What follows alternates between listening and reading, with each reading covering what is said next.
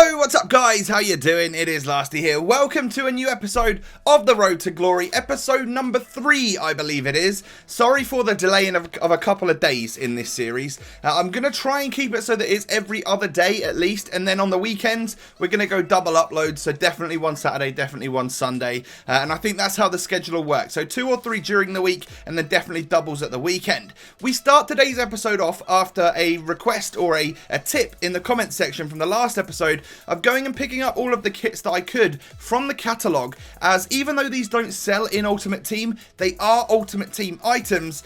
And as you can see, I can choose a couple to use in for the rest of this series, and then I can just discard the rest. They are gold items, and you get so many, you accumulate so many, that you actually make a couple of thousand coins along the way. And as you can see, we're currently on 2k after the last episode, we're nearly on 4k after the first discard, and we're nearly on 5k after a second discard there. So that's pretty good. We also have 3 manager tasks to claim rewards for, 2 completely manager tasks in total, which is awesome. We get coins, we get a couple of loan packs, and again, properly close now to 5,000 coins, which to me, well, we even go back in and there's more kits to discard. So that's going to take us up to like 5 or nearly 6,000, nearly 7,000 coins. Absolute madness. And now we open our 2 loan e-packs. We get an AC Milan Chilean by the name of Fernandez. Is this guy the 5-star skill up? I can't quite remember, but he's not really going to fit into our team just yet. Maybe he'll fit into the Serie A stuff that we're doing along the way, but he's going to be there in the club. And then also we get ourselves a Porto Colombian by the name of Quintero. He's not really going to fit either, but a decent one for a subs bench, maybe a little bit of an impact sub or something like that. So this is where we're currently at with the team. I decided, you know what, now that we've got nearly 7,000 coins, we can get a squad for that. And we can have a full chemistry team here that I'm going to buy right now on screen. And that's what we're roughly going to go for, a Russian League team. A little bit like my actual first starter team that I made on the web app for you guys. I never ended up using it. So I wanted to get some of those players, or a lot of those players, into the team. And have that as one of my 2 teams that will interchange as like a fitness team and a main team. So we pick up Smolov. We pick up Mamayev? I don't know. We also go for Shatov. So, there's a few players here that are slightly different from the original starter squad that I did, because that was a tiny bit more expensive.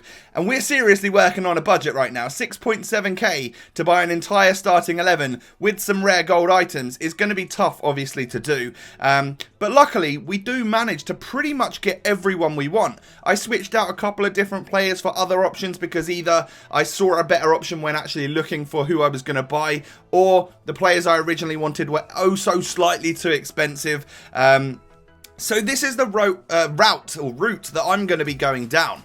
Now, I've noticed also that people like Nepenthes and Nick28T are doing their Road to Glories, and they're actually quite rich on the game. They've got almost sort of anywhere between 50 and 100,000 coins. Not quite at this point in time. I'm still a bit early. But they've done really well on their sort of grassroots Road to Glories, from things such as the bronze pack method. Would you like me to learn how to do the bronze pack method and then maybe do an entire episode focused on that in the next one to see if we can maybe boost ourselves up some coins and complete the other side of the team? Let me know if you think that would be a good idea, because obviously this is all dictated on you guys. And as you can see, we managed to get the first squad. We've got a full Russian League team. They're all on full chem. They've all got decent contracts. We go into a game and we come up against a very tidy looking Serie A team. That would have cost this guy a fair few coins, more than our team is worth for sure. And everyone there has got pace and looks decent. And I was a bit worried that we were going to lose this game in Division 10, because if you think about it, Div 10 is not as easy as it will be in like maybe 3 or 4 weeks, when everyone who's good has worked their way up the divisions. At the moment, you've nearly got everyone in this division trying to work their way up. So you can come up against anyone who could be all very talented players, and we start off quite well. We get quite a lucky goal with Smolov right there, but I'll take it. Literally, in divisions, any goal counts. Well, in all games, they all count, of course, but they're oh so more important in divisions. And chances like that, I could do with learning how to score, because in FIFA 16, those ones where you're through on goal, you're almost guaranteed to score. But in FIFA 17, if you hit it too central, the keepers are very strong in one-on-one situations. But if you hit it a little bit too wide. It really does go wide of the post. That was a beautiful through ball there, by the way, and we slot that one home with Smolov, who made a fantastic run and actually finished it absolutely beautifully, and decided that I was going to just dab. I don't know why. Sometimes I do, sometimes I don't, but after that goal, I decided to hit him with the dab. What a beautiful ball that was from my centre mid, by the way, and an absolutely exquisite finesse shot finish past the goalkeeper into the back of the net, and we're 2-0. That doesn't make me comfortable, because I'm pretty sure there was a game that I played for a squad builder where I was literally 3-0 up at half time, and I ended up losing the game like 7-4, which I literally conceded 7 straight goals after being 3-0 up. So you've never completely won the game. So don't switch off. Don't, get ahead of yourselves and think, you're the one. You've easily got this game just because you've scored a couple of goals. You most certainly haven't. I then couldn't finish. After like a few minutes in the second half, got myself a few chances. Couldn't quite manage to finish them. I was either hitting them at the goalie or going wide at the post. Easy save for Joe Hart right there. We get through with Smolov again here, and I notice that I've got that cam peeling off. So we play it to him. It is Eremenko. He takes the finesse shot, saved by the goalie, and Mamayev couldn't quite do anything there to finish it off. Luckily, the ball hits the bar from that one after a bit of a save from Akinfeev, and the final whistle goes. We win this match. Whew, tidy. A 2-0 win against a better side than us, and actually I would probably say a slightly better player. We got 2 quite decent counter-attack goals, which I was relatively happy with. Now we have to go in and buy a new goalkeeper for the other team, because of course we've run out of loan games with Vitor Baia. Now, he was good for the team to start us off, but we picked up a rare gold Italian here, who was dead cheap, so I imagine he's probably not the best. But obviously this is a very cheap team as well. And we go into a game with that, even though it's not full chem, and we come up against a 3-5-2 Bundesliga side, and the guy's got loan Royce and also loan Aubameyang. Whew, this is going to be tough. Every single player there that I can see has got pace in the position that they're playing. So I knew that this guy had obviously thought about his team and he kind of knew what he was doing.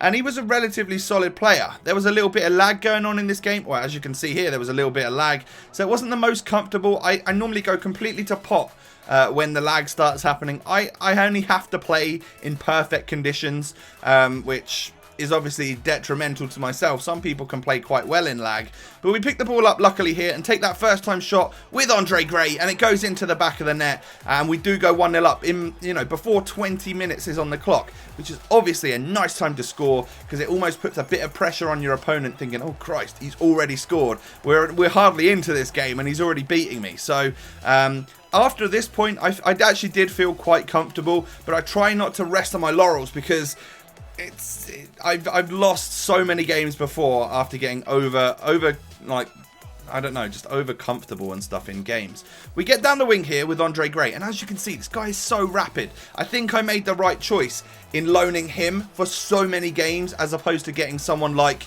Eden Hazard for 3 games. It would have been pointless. We would have already lost him by now. And actually, Andre Gray steps up and scores a second goal here. He's only little, but he's managed to score a header there. I don't know how. That was a dodgy cross into the box. I thought the keeper probably should have come and picked it up after that deflection and everything, but luckily we managed to get the header and we go 2-0 up, which again I'm very happy with, considering it wasn't the easiest of games.